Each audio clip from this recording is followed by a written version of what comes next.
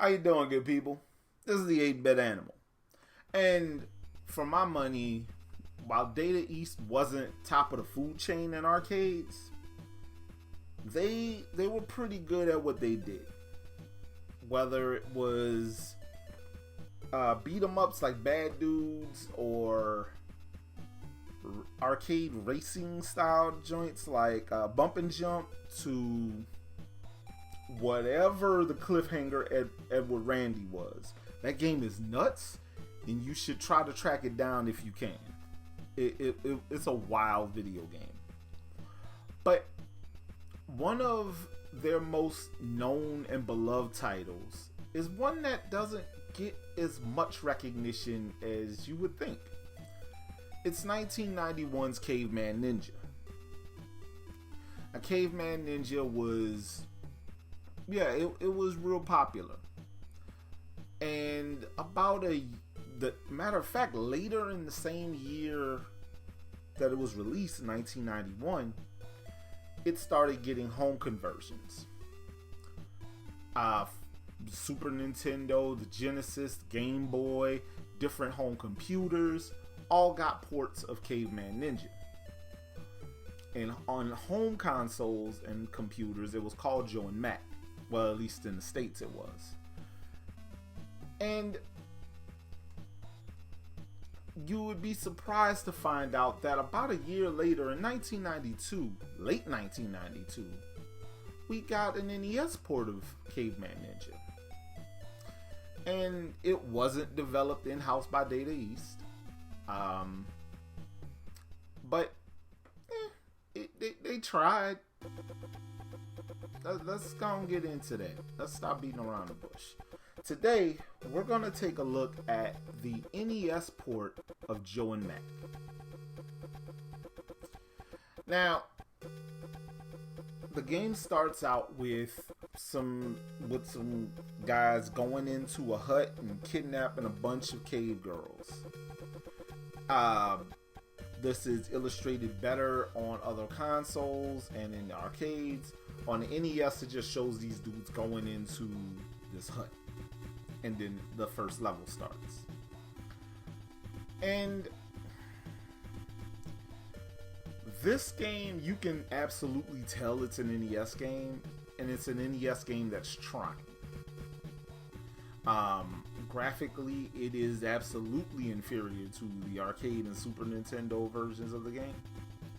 Whereas the Super Nintendo version looks like it could be 1-in-1 with the arcade version of the game, minus like the size of sprites and all that, and the sound quality.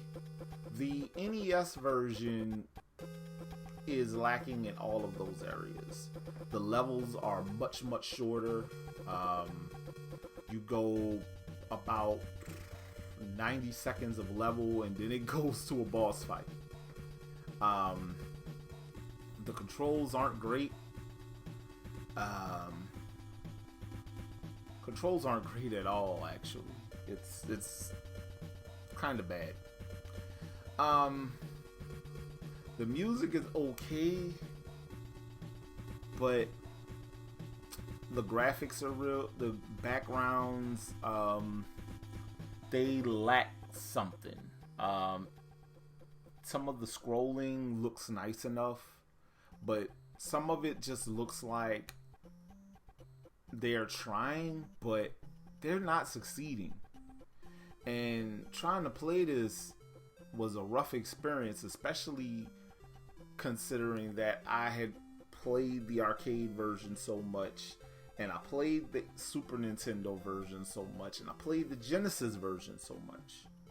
And all three of those are so much better than this. This just makes me sad because, I don't know, it's kind of a microcosm of what we dealt with Data East on the NES.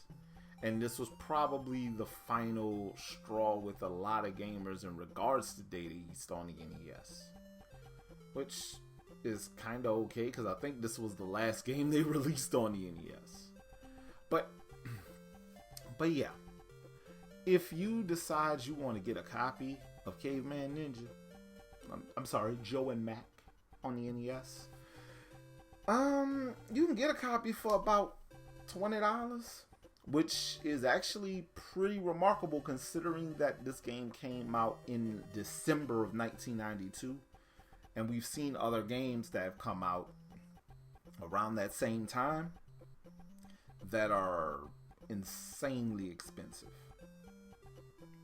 So yeah, you can try this.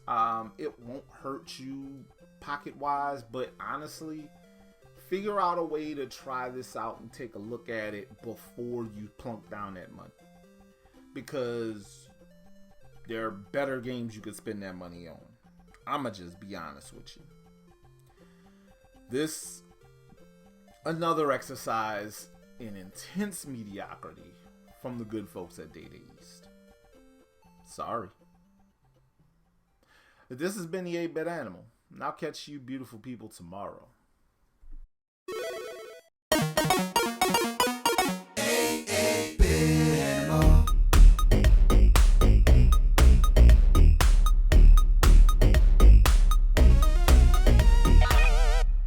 Tomorrow, just in time for spooky season, one of the worst things to happen on the NES, courtesy of Bandai.